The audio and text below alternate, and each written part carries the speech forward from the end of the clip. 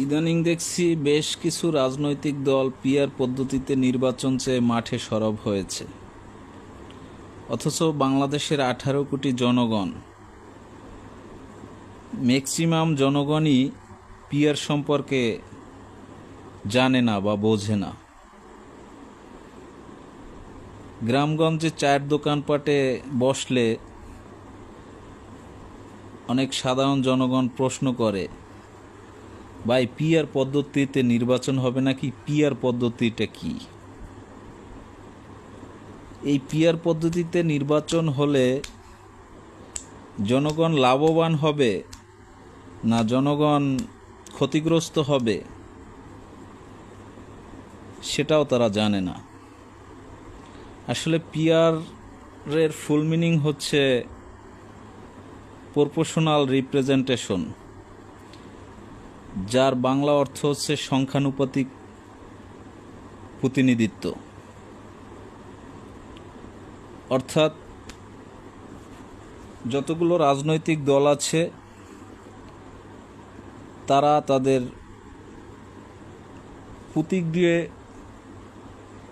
নির্বাচনে অংশগ্রহণ করবে।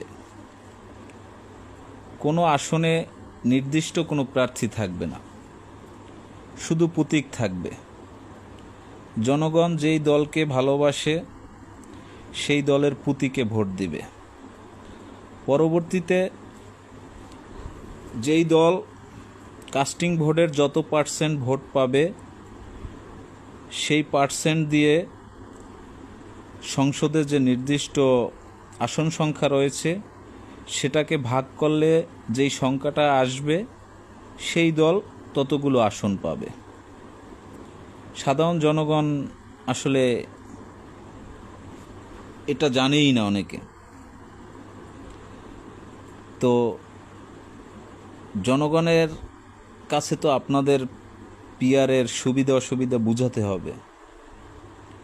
আমি মনে করি পিআর পদ্ধতিতে নির্বাচন হওয়া মানে বাংলাদেশে যে ছোট্ট ছোট্ট দলগুলো রয়েছে যাদের সংসদে যাওয়ার যোগ্যতা নেই,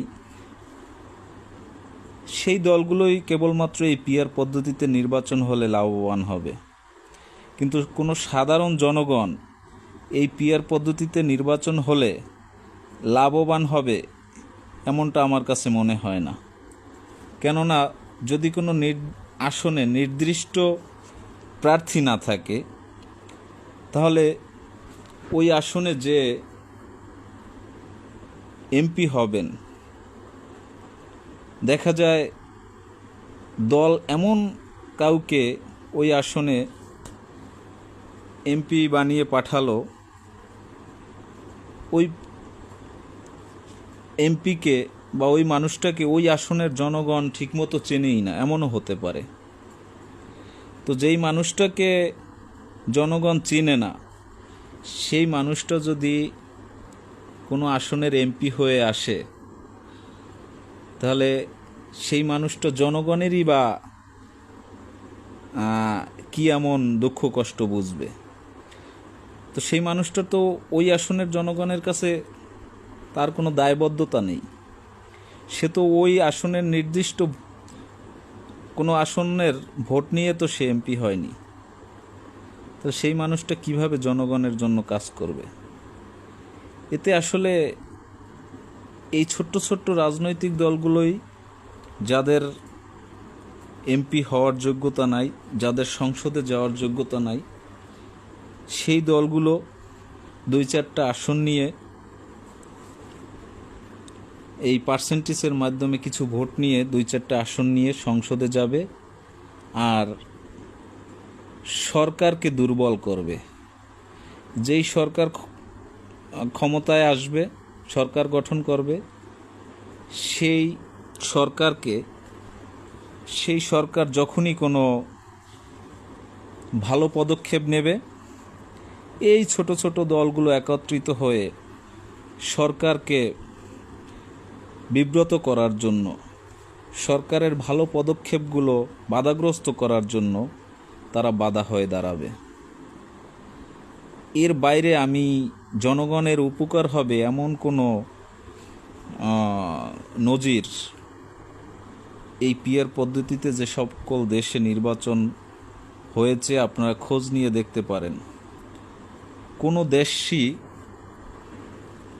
এই পিআর পদ্ধতিতে নির্বাচন করে স্বয়ংসম্পূর্ণ না।